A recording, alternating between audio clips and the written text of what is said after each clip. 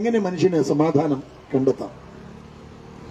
എങ്ങനെയാണ് മനുഷ്യന്റെ സമാധാനം നഷ്ടപ്പെട്ടു പോകുന്നത് എന്നറിഞ്ഞെങ്കിൽ മാത്രമേ സമാധാനത്തെ മനുഷ്യന് നേടിയെടുക്കാൻ കഴിയത്തുള്ളൂ.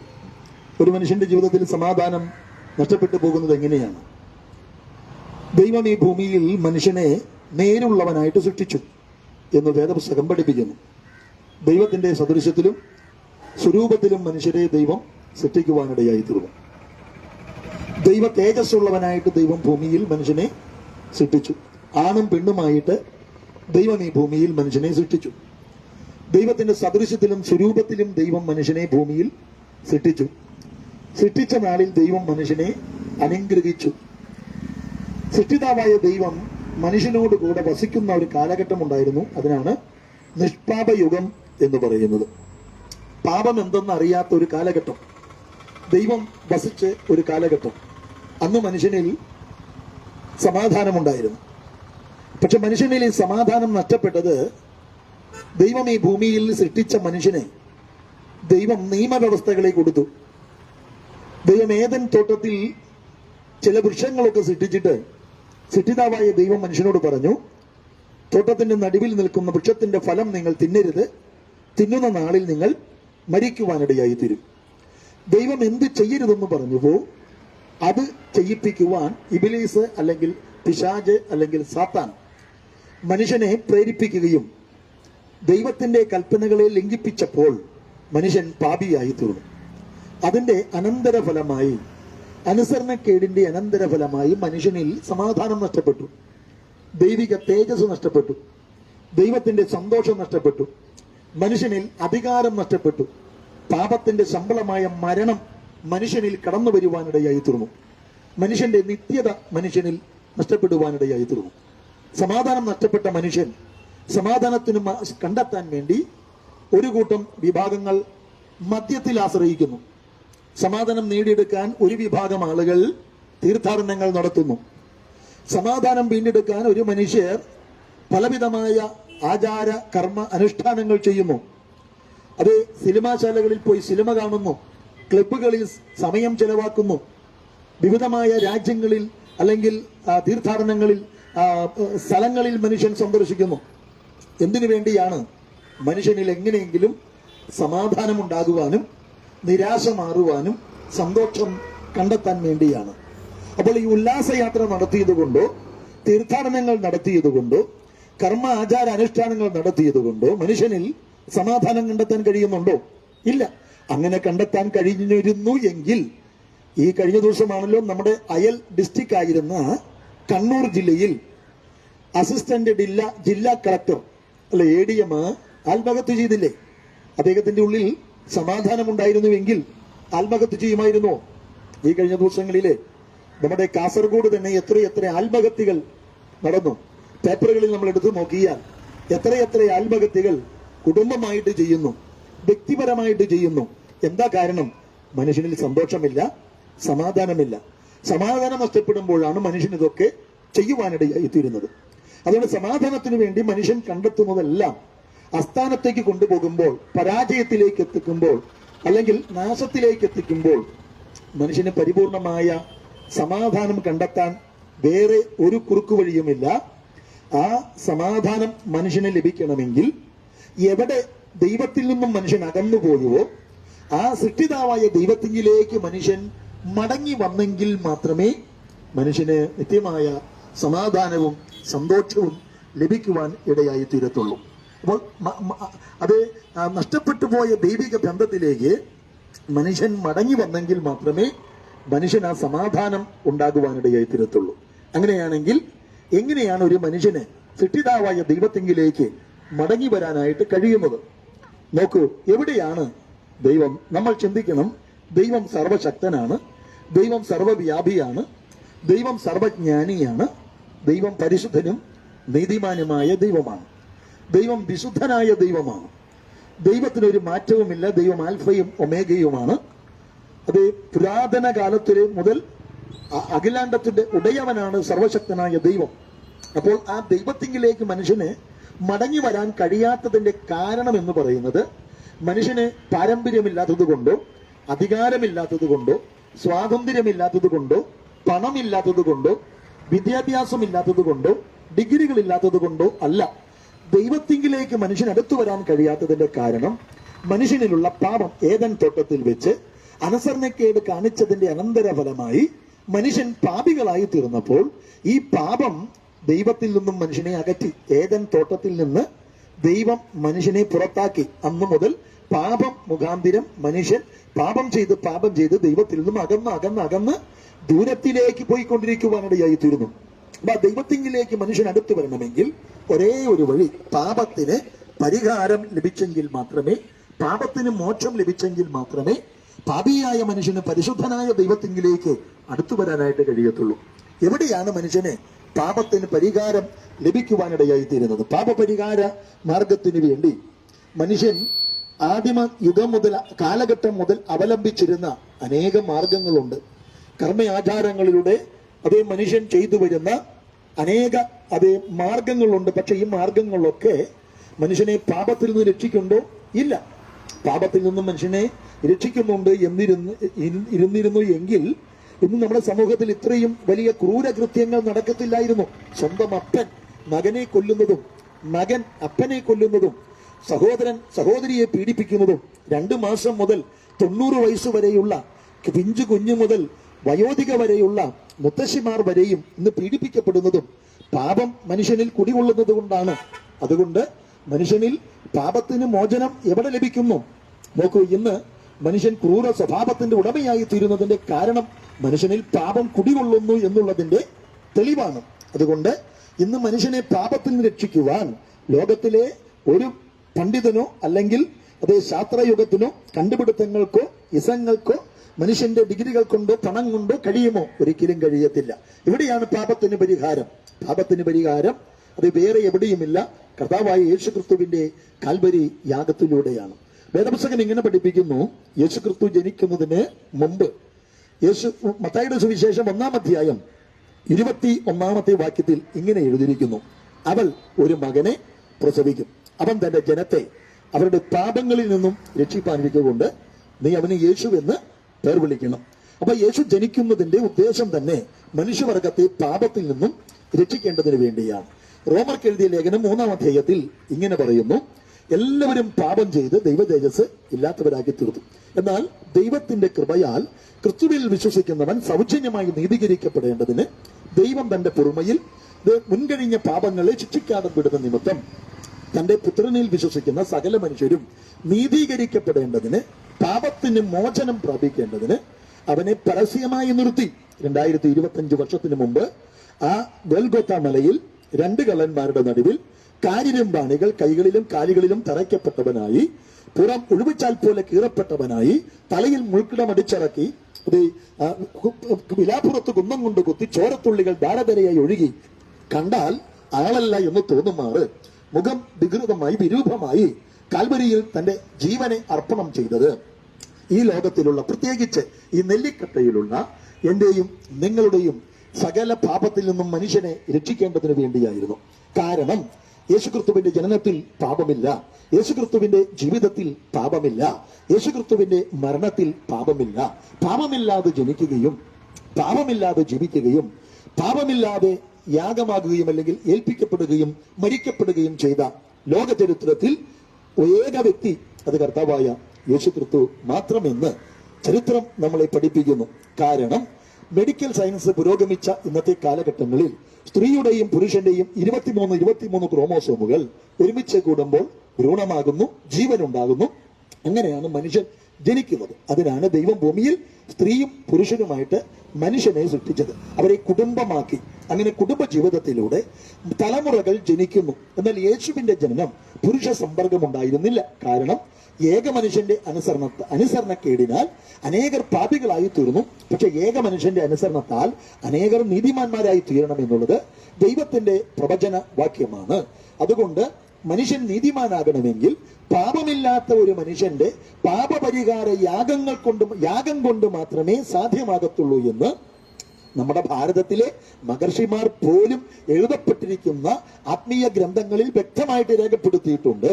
അപ്പൊ ക്രിസ്തുവിന്റെ ഈ ഭൂമിയിലെ ജനനവും ജീവിതവും കാൽവരിയിലെ യാഗവും നൂറ്റാണ്ടുകൾക്ക് മുമ്പുള്ള പ്രവചനത്തിന്റെ നിവൃത്തീകരണത്തിന് വേണ്ടി തിരുവെഴുത്തുകളിൻ പ്രകാരം ക്രിസ്തുഭൂമിയിൽ മനുഷ്യനായി വരികയും, വേദപുസ്തകം യെശയ്യാ പ്രവാചകന്റെ പുസ്തകം 53 ഇങ്ങനെ പറയുന്നു: നമ്മുടെ എല്ലാവരുടെയും അകൃത്യങ്ങൾ അവന്റെ മേൽ ചുമത്തി, നമ്മുടെ സമാധാനത്തിനായുള്ള ശിക്ഷ യേശുവിന്റെ മേൽ ആയി. നമ്മുടെ അതിക്രമങ്ങൾ നിമിത്തം, നമ്മുടെ അകൃത്യങ്ങൾ നിമിത്തം യേശു തകരുകയും നമ്മുടെ പാപം ചുമന്നുകൊണ്ട് ക്രൂശിൽ കയറി. വിശുദ്ധ അപ്പോസ്തലനായ പത്രോസ് പറയുന്നത് ഇങ്ങനെയാണ്: നാം പാപസംബന്ധമായി മരിച്ച് നീതിക്ക് ജീവിക്കേണ്ടതിന് യേശു നമ്മുടെ പാപവും വഹിച്ചുകൊണ്ട് കാൽവരി ക്രൂശിൽ കയറുവാനിടയായി തീർന്നു. അതുകൊണ്ട് വേദപുസ്തകം പഠിപ്പിക്കുന്നു, മുൻകഴിഞ്ഞ പാപങ്ങളെ ദൈവം ശിക്ഷിക്കാതെ വിടുക നിമിത്തം, തന്റെ പുറമയിൽ ശിക്ഷിക്കാതെ വിടുക നിമിത്തം ക്രിസ്തുവിൽ വിശ്വസിക്കുന്ന സകല മനുഷ്യരും പാപത്തിൽ നിന്നും വിമോചനം പ്രാപിക്കേണ്ടതിന്, നീതീകരിക്കപ്പെടേണ്ടതിന് തന്റെ പുത്രനെ പരസ്യമായി നിർത്തുവാൻ തക്കവണ്ണം ഇടയായി തീർന്നു. അതുകൊണ്ട് ആ യേശുക്രിസ്തുവിന്റെ രക്തം, യോഹന്നാന്റെ ലേഖനം 1 യോഹന്നാന്റെ ലേഖനം 1-ാം അധ്യായം 7-ാമത്തെ വാക്യത്തിലും 9-ാമത്തെ വാക്യവും ഇങ്ങനെ പഠിപ്പിക്കുന്നു: അവന്റെ പുത്രനായ യേശുക്രിസ്തുവിന്റെ രക്തം സകല പാപങ്ങളും പോക്കി നമ്മെ ശുദ്ധീകരിക്കുന്നു. വാസ്തവമായി നമ്മുടെ പാപങ്ങളെ ദൈവസന്നിധിയിൽ ഏറ്റുപറഞ്ഞുപേക്ഷിക്കുന്നുവെങ്കിൽ അവൻ നമ്മുടെ പാപങ്ങളെ പോക്കി ശുദ്ധീകരിപ്പാൻ വിശ്വസ്തനും നീതിമാനുമായ ദൈവമത്രേ. അപ്പം മനുഷ്യവർഗത്തിന്റെ, ഞാനിവിടെ പ്രസംഗിക്കുമ്പോൾ യേശുക്രിസ്തു കാൽവരിയിൽ യാഗമായത് ക്രിസ്ത്യാനികൾക്ക് വേണ്ടി മാത്രമല്ല. ക്രിസ്ത്യാനികൾ എന്നുള്ളത് യേശുക്രിസ്തു ഭൂമിയിൽ ജനിച്ചു ജീവിച്ച വർഷങ്ങൾ കഴിഞ്ഞപ്പോൾ കളിയാക്കി വിളിച്ച പേരാണ് ക്രിസ്ത്യാനികൾ എന്നുള്ളത്. അപ്പോൾ ക്രിസ്തു ഭൂമിയിൽ ജനിച്ചത് ലോകത്തിലുള്ള സകല മനുഷ്യന്റെയും പാപത്തിന് പരിഹാരം വന്ന് ദൈവത്തോട് മനുഷ്യൻ അടുക്കേണ്ടതിന് വേണ്ടിയാണ്. കൊലോസ്യർക്ക് എഴുതിയ ലേഖനം 1-ാം അധ്യായത്തിന്റെ 19-ാമത്തെ തിരുവചന വാക്യം മുതൽ ഇങ്ങനെ എഴുതിയിരിക്കുന്നു: അവൻ ക്രൂശിൽ ചൊരിഞ്ഞ രക്തം മുഖാന്തിരം ഭൂമിയിലുള്ളതോ സ്വർഗത്തിലുള്ളതോ സകലവും അവൻ മുഖാന്തിരം ദൈവത്തോട് നിരപ്പിക്കുവാൻ ദൈവത്തിന് പ്രസാദം തോന്നി. പ്രിയരെ, നമ്മുടെ ഒരു കൊച്ചു കുഞ്ഞ് ജനിച്ചു, 1 മാസം 2 മാസം അല്ലെങ്കിൽ 6 മാസം ഒക്കെ പ്രായമുള്ള ഒരു കൊച്ചു കുഞ്ഞ് ഇങ്ങനെ ഒരു ചെളിയിൽ വീണ് കിടക്കുന്നത് കാണുമ്പോൾ അമ്മ എന്ത് ചെയ്യും? ഒരു കുഞ്ഞ് കരഞ്ഞാൽ അമ്മ ഓടിച്ചെന്ന് എടുത്ത് മാറോട് ചേർക്കാറ് പതിവുണ്ട്, ഇല്ലേ? ആ കുഞ്ഞെന്തിന് കരഞ്ഞുവോ, ഭക്ഷണത്തിന് വേണ്ടിയാണെങ്കിൽ ഭക്ഷണം കൊടുക്കും. അപ്പോൾ ആ കുഞ്ഞിനെ താലൊലിച്ച് അമ്മ എടുത്തു കഴിയുമ്പോൾ ആ സങ്കടം കുഞ്ഞിന്റെ മാറും. നമ്മുടെ ചുറ്റുപാടുകളിൽ കാണുന്നുണ്ട്. അപ്പോൾ ഒരു കുഞ്ഞിന് കരഞ്ഞാൽ അമ്മ ഓടിച്ചെല്ലും, എടുക്കും. പക്ഷെ അമ്മ ഓടിച്ചെല്ലുമ്പോൾ ആ കുഞ്ഞ് അമ്മയുടെ സ്വന്തം കുഞ്ഞാണ്, പക്ഷേ ചെളിയിൽ വീണ് കിടക്കുകയാണ്, അഴുക്കിൽപ്പെട്ട് കിടക്കുകയാണ്. അമ്മ വേഗം എടുത്ത് മാറോട് ചേർത്ത് വെച്ച് ഉമ്മ കൊടുക്കുമോ? ഇല്ല. വേഗത്തിൽ ആ കുഞ്ഞിനെ കഴുകി വൃത്തിയാക്കിയതിനു ശേഷമാണ് ആ കുഞ്ഞിനെ താലോലിച്ച് ഉമ്മയ്ക്ക് കൊടുക്കുന്നത്. എന്നാൽ അതുപോലെ പാപത്തിന്റെ പടുക്കുഴിയിൽ കിടക്കുന്ന മനുഷ്യരായ നമ്മെ ദൈവം സ്നേഹിക്കുന്നത് കൊണ്ട് ദൈവത്തോട് അടുപ്പിക്കേണ്ടതിന് ദൈവം നമ്മുടെ പാപത്തിന്റെ കറകളെ തന്റെ പുത്രന്റെ രക്തത്താൽ കഴുകി വിശുദ്ധീകരിച്ച് ദൈവത്തോട് ചേർക്കുവാൻ പദ്ധതിയൊരുക്കി.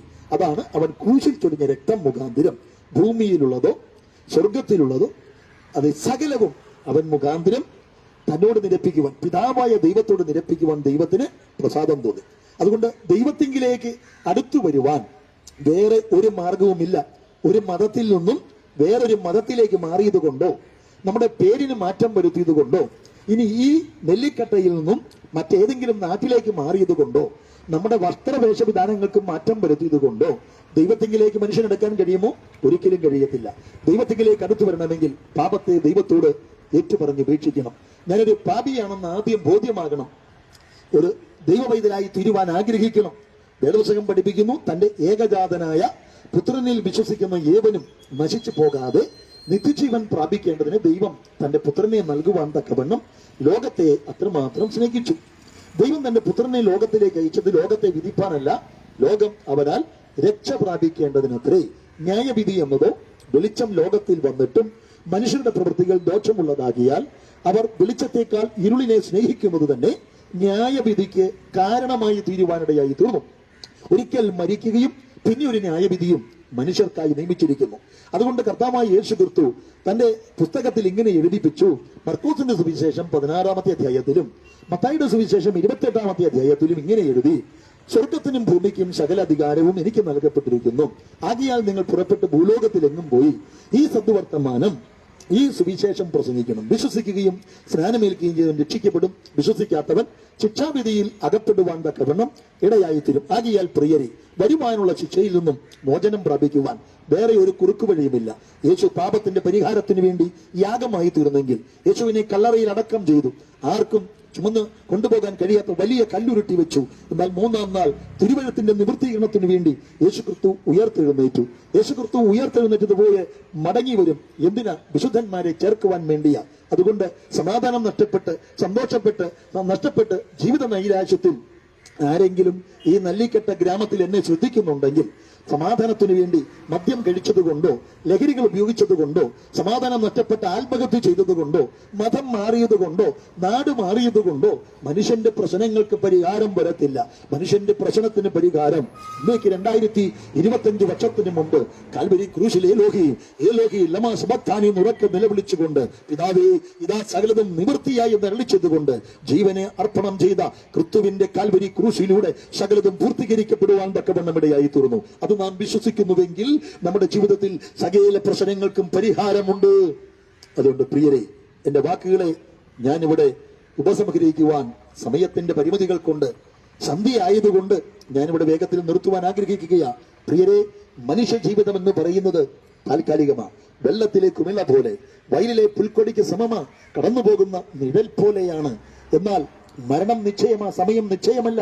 ഒരു പാട്ടുകാരി ഇങ്ങനെ പാടി, ഒരിക്കൽ ഈ ജഗത്തെയും ജഡത്തെയും പിരിഞ്ഞു നാം തിരിക്കണം, വിസമ്മതങ്ങൾ ഒന്നുമേ ഫലപ്പെടാ, അഹന്ത കൊണ്ടഴുക്ക് പെട്ടിടാത്ത പുണ്യമൊന്നുതാൻ മഹത്തരം പ്രയോജനം വരുത്തിടും, തിരിച്ചു വന്നിടാത്ത യാത്രയാണതാകയാൽ കരത്തിലുള്ളതൊക്കെയും നാം അതിർത്തിയിൽ തിരിച്ചിടണം.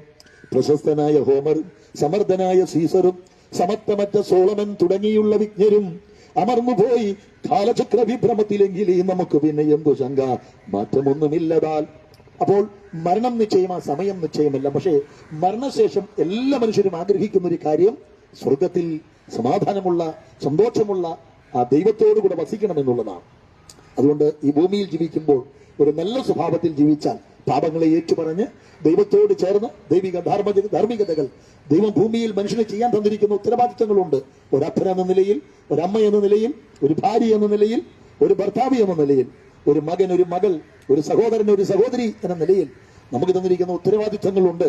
അത് ദൈവത്തോടുള്ള ധാർമ്മികതകൾ തച്ചുടച്ച് കളയാതെ ഈ ഭൂമിയിൽ നിന്ന് ചെയ്ത് തീർത്തു കഴിഞ്ഞാൽ നമ്മുടെ ജീവിതം സാഫല്യമാകും. മരണശേഷമുള്ള നിത്യമായ സമാധാനം അനുഭവിച്ച് പ്രതിഫലത്തോടെ നമുക്ക് സ്വർഗത്തിൽ കർത്താവിനോടുകൂടെ വാസം ചെയ്യുവാനിടയായി തീരും. മരണശേഷം മനുഷ്യൻ ചെയ്യുന്ന ഒരു പ്രവൃത്തികൾ കൊണ്ട്, കർമ്മ ആചാരാനുഷ്ഠാനങ്ങൾ കൊണ്ടും ആരെയും സ്വർഗത്തിലേക്ക് കയറ്റുവാനോ സ്വർഗത്തിൽ നിന്നും ഇറക്കുവാനോ കഴിയത്തില്ല. അതുകൊണ്ട് ഇന്ന് മരിച്ചാൽ നമ്മുടെ നിത്യത എവിടെയായിരിക്കുമെന്ന് ആരെങ്കിലും ചിന്തിച്ചിട്ടുണ്ടോ?